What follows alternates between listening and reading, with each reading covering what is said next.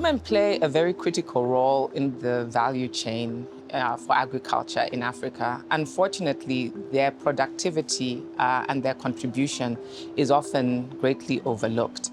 You'll find that from the actual physical work that is done on the farms to managing the processes and thinking through the business decisions, a lot of these things are done actually by women. It's just unfortunate that women don't have the access or they don't get the recognition that they need. A big issue that women have is access to land and land rights. You'll find that due to patriarchal societies and traditions, that most land rights belong to men, and therefore negotiating and giving the authority on what happens on the land is often something that is assumed to be the right of a man rather than a woman, when the actual farmer and the actual person responsible for the productivity becomes a woman. You'll also find that due to cultures, financial literacy is a very big problem, and also access to finance. And it's harder to access finance when the right to the crop is lost. The right to the crop is often lost because women don't have the right to the land, and the right to the crop is often associated naturally with whoever the landowner is. So in the sphere of finance, there are several challenges. One is just financial literacy, understanding how to put together a viable business case, understanding cash flows, and understanding when is suitable to borrow money, and what can be used in terms of collateral, and how to unlock the assets that they currently have at their disposal.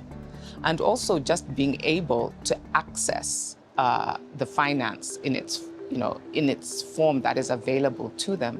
A lot of women are rural women. They might not have access to physical banks, which are far away. They can't leave their children, leave their farms to go and visit the banks. One positive thing in Africa is that access to mobile phones is actually very high. And this is one way in which women can now access this information that they need. In order to be financially literate, women need to not just being able to access banks.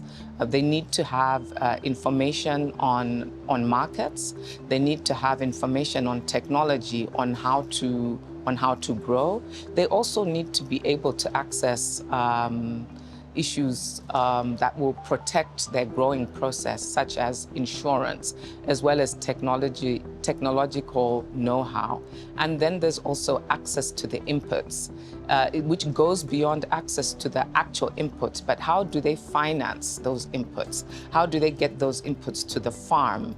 At which point in time do they now have to grow? How do they have to plant those crops? At which point in time do they have to add chemical protection agents? At which point in time do they harvest? How do they ensure that the methods in which they're using to harvest minimizes damage and loss? And then how do they get that crop to the market at the right time and in a condition that the off-taker is going to want to receive it? So all of this is being done in an environment where they don't own the land, and therefore they're not recognized as the owners of the crop. They have to run a household, they have to look after children, and then they have to be subjected to decisions that are being made by people who perhaps were not at the core of the work and the productivity that went into getting these crops off the ground.